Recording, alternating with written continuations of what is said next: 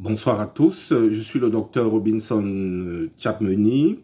Je voudrais parler ce soir aux Camerounais sur un thème intitulé « La compétence des tribunaux militaires à juger des civils au Cameroun ». Alors pourquoi ce thème?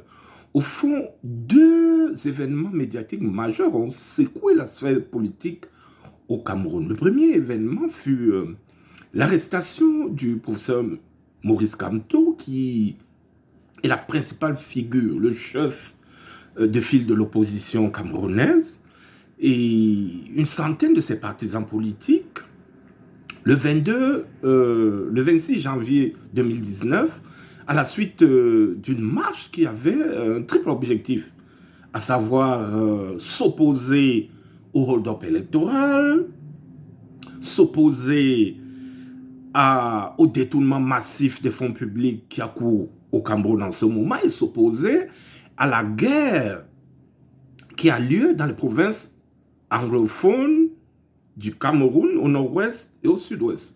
Le second événement fut l'assassinat le 22 janvier 2023 du journaliste Martinez Zogo et l'interpellation, l'arrestation, l'emprisonnement par la suite du milliardaire Amougou Bellinga qui est soupçonné d'avoir commandité cet assassinat.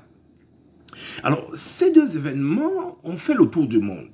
Et ils ont cette particularité d'avoir été instruits par le tribunal militaire de Yaoundé. Alors, la saisine et l'instruction du tribunal militaire de Yaoundé n'a pas laissé les Camerounais indifférents, notamment les Camerounais de la rue, qui se sont posé la question de savoir si, dans le premier cas, les militaires devaient juger le chef de l'opposition camerounaise. Dans le second cas, si les militaires devraient juger un milliardaire, un homme d'affaires à succès, pour une infraction de droit commun, entre autres, l'assassinat d'un concitoyen. Alors, cette question a été posée à l'Assemblée nationale camerounaise par un député de l'UDC, l'Union démocratique camerounaise, au gouvernement camerounais en ces termes. Les civils doivent-ils être jugés par un tribunal militaire au Cameroun? Alors, nous avons repris à notre compte cette question et nous nous proposons dans une série de conversations d'apporter des éléments de réponse, surtout juridiques, mais aussi politiques. Alors, nous proposons aux Camerounais 5 conversations pour clarifier cette question, à la fois politique et juridique. Alors, la première question portera sur l'histoire de la justice militaire dans le monde. Et nous nous inspirerons des expériences de certaines démocraties, notamment la démocratie française, la démocratie canadienne et la démocratie états-unienne.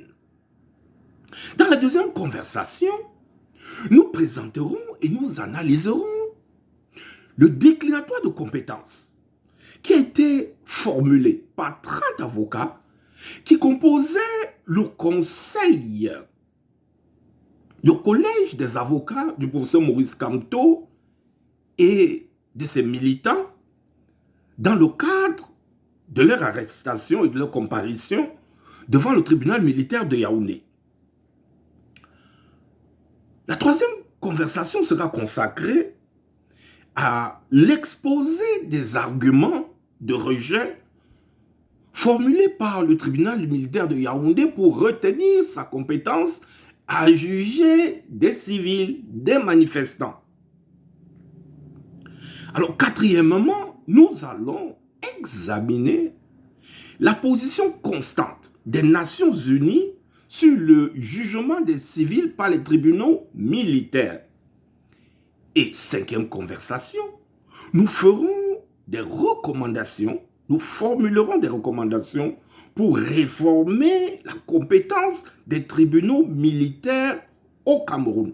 Voilà, mesdames et messieurs, le menu pour cette série de conversations consacrée à la compétence des tribunaux militaires à juger des civils au Cameroun. Je vous remercie.